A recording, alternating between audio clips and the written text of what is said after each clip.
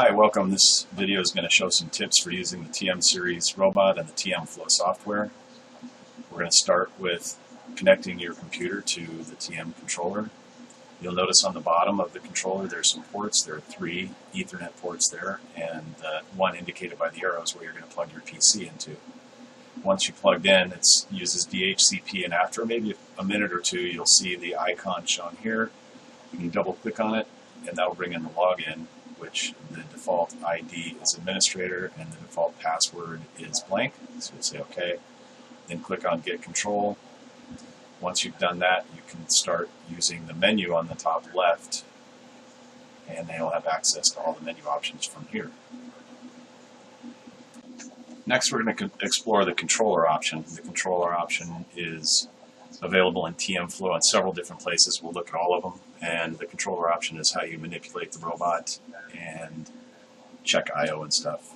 Once you're logged in, you'll go to the Setting menu and then Controller. This is the first way you get there. You're going to see others. I like this one to start with because we can see the robot in a simulated view down here. So as I move the robot using the buttons on the left, we'll see the robot image on the right change. So this first one is joint. You can move each individual joint and you can select the speed to go. So you'll look, if you look at that robot, you can see I'm adjusting joint 1, which is the base, and that's just going to move the robot around. I can try some of these other ones. This is the camera joint or the tool joint. So you can see that rotate a little bit. Next is the base tab, and this tab lets you move the robot as if it was an XYZ type robot. And so if I click on the Z, it's going to move that Z by coordinating the joints required to make a Z move. Same for the X. So I don't have to move each individual joint. I'll just move in a direction, per se. And you could enter a value into one of the axes, and then if you hold that move button, it'll move to that target position. So you can see it's moving out towards 600 millimeters. I'm going to set it back to 500 and move it back. So you can see the joints coordinating to move in the X direction, and it'll stop when it gets to 500. So handy way to get to a certain position. The tool tab is for rotating around just the tool point. They call it tool control point. And then I/O, you can look at the inputs and outputs that are on the robot controller and be able to see what the values are, whether they're on or off, or what the analog value is. You can also turn on and off the camera light, the light on the camera here. I like this one just because we can see that robot. But we'll go back and we'll go to the project. And in this case, we have to have a project open before we can get to any controller options. So I'll just make a new project that's just junk. We'll call it throw away or toss out. It's called toss out, toss this out or something. That's pretty descriptive. We'll say OK. And then once we're here, we can see the controller option right up here. So we just click on that. It's the same window as before, except we don't see the robot on the side. So we can move the robots around. All the tabs are the same. So we'll go back to that. The last place that I like to see it is in the point manager. There's a couple ways to get to the point manager too, but we have to have a point, so we'll just create one. But you can see now there's a controller button associated with that point, so we can just click on that. And it gives us basically the same window as before. Next thing we're going to look at is putting the robot into SCARA mode. This limits the joint movement somewhat so that it moves kind of like a SCARA robot. We're also going to align the tool plate with the base. Once you've got the software started, you can go to the Setting menu and then go to the controller. We've done this before in the previous exercise, and I like doing this because I can see the robot here. I'm going to click on the FreeBot tab.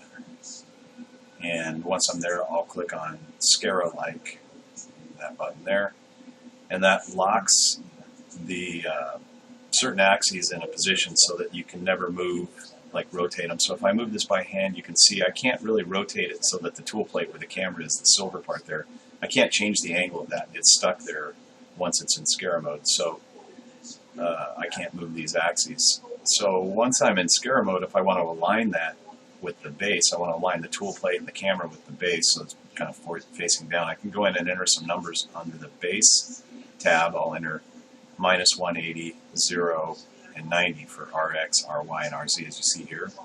Change the speed so it moves a little faster, then I'll hold the move button and watch this thing line up. It'll just go and point straight down at the base, and then it'll stop. So now I've got it lined up, and I'm in that Scara mode, so it's going to stay in this orientation. No matter how I try to move it, it's always going to be pointing that tool plate straight down like that. So if I try to move it now with using the free button on the robot, that's me moving it around by hand. You can see I can move it and that plate stays parallel with the work surface. The next thing I want to do is help you with adjusting your positions in case you don't get them exactly right. So we're going to go over adjusting positions on the robot. And I'll show you some manual manipulation here of the robot where I'm holding the free button. And I'm going to move the robot down to where I think is a good place to pick up this part here. So I'm just holding the free button, moving it, getting it close. And I've got the Robotique gripper, and I've just put it right parallel with the part. That seems like it's going to be good for me. So I'll just test it out by holding the gripper button, and in the second the grip will grip. But see how those fingers are at an angle right here? That's not the way they're supposed to be. They should be straight up and down. And what happens is, as they close, they go down a little bit. So I need to go back to the program and adjust that position slightly. And it's such a little adjustment, it might be hard to do by holding the free button in. So I'm going to click on the pencil to edit that point, and I'm going to go into the point manager, and then I'll go to the controller, and once I'm in the controller there, that's the window we've been looking at here in the last few minutes, and I'm going to go to the base because all I want to do is I want to move it like an XYZ, and I just want to move the Z up. So I'm going to click on the Z button. I don't want to worry about any other joints. I'm just going to click on the Z, and I'm going to move it up, and you'll see the numbers next to that start to move a little bit. So I'll just click it to move it up, kind of, and then you can see it here. It'll move up a little bit. So I'll start to just lift up off the table there. So then I can help the fingers kind of straighten out the way they're supposed to and adjust it. Just make some tiny adjustments using that controller option that we were just studying a few minutes ago. Once I have it in the right spot, I'll let the gripper loose so I can get the part out of there. And you can see I can slide my finger under there now. There's about 10 millimeters space for the grippers to close and go down. In order to make finer adjustments, more precise adjustments, I can adjust the speed down to 0.5%, or I'm sorry, 50%, 0.5%, or 0.1%, and then move, and that'll just make the robot move very slow, so I can get really fine adjustments in there. These are things that are harder to do when you're doing it in the free mode. And then we can go and say overwrite the new pose to this point after we've made those fine adjustments, and then click on OK to save that into the point table and on the node. Next, we're going to talk about the gripper settings for the Robotique gripper. So we're going to look at how to adjust the distance it opens and closes and the force used and how to initialize it and so on. I've got a program here, and you can see I've got this first block. It's the set block for the gripper, and this is the initialization block, and you drag that in from the toolbox where you have the gripper icon with the little gear on it. Once you put that in at the beginning of the program to initialize the gripper, but once you go and edit it, you can say whether you want to initialize it or not. That just means that you're going to test it at the beginning or not, and set that value to true to test it, false to not. And then we go down to the next option, which is the release settings, and if you look at those and click on variables, you can see here that the release force is 50%, the speed for release is 50%,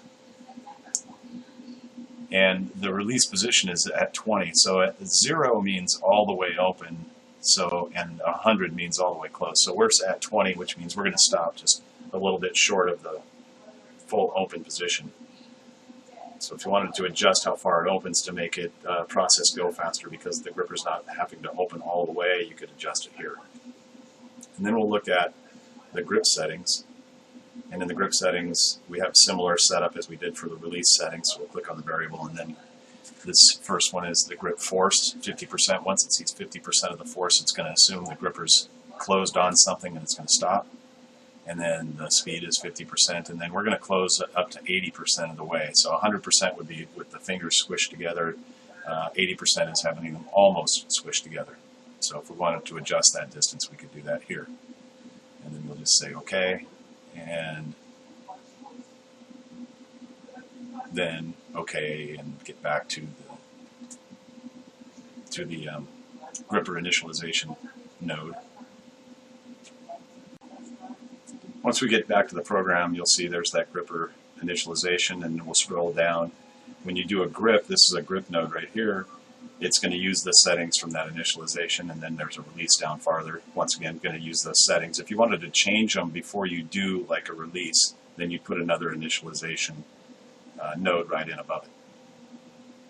Okay, the last topic in the video is going to be about using the flow monitor and the display board, and then also we'll look at how we get some messages or errors from the robot controller. So here's a simple program, or the program that I've been using as an example. And when we go to play it, I'll push play on the pendant. You can see this display board comes up. And this is where you'll see an image, and there's messages up here. You can see the colored settings successfully. It's going to give us other information as it's going along. And we can create custom messages in there and adjust variables using the display node. This is a display node that I created myself. It just says vision and then found part moving to pickup. And you can see on the left there's a picture of the part that it had found, and then it gripped. So it gripped successfully, and now presumably it's moving over to the drop-off point. We can also monitor this in the flow and see each node as it's executed. So we're here in the find the part. Now it's moving to the pre-pickup position, and then it moved to the pickup position. It's going to grip, and then it's going to go to the top after the grip. So we're waiting for it to get to the top. Now it's moving to the drop-off position. So you can see we can just watch the flow as it executes each step while the program's running. If you want to know about the I/O, then you can click on that I/O tab, and it'll show you what's happening with the inputs and outputs that are on the controller. And then if you want to know any messages, you can go over here to this icon in the top right, and it shows you status messages. I'm going to clear them out, and then I'm going to hit the pause button. And it says pause true. So we just got that message from the robot saying, hey, someone pushed the pause button. And if I push the pause button again, it's going to start the project up right from where it was. So now the message at the top says pause is false. While it's moving, if I bump into the robot, I'll try to stop it. It's going to take a little bit, but I'll try to stop it with my hand, even though it's in safe mode. And then you get a whole mess of messages that basically just say that we're stopping everything, and the robot went into a safety mode because it ran into something. That's it on the tips for now. Look for other videos to help you control the TM robot. My name's Ray Marquis, Senior Application Engineer at Valen. For now, the robot and I say goodbye.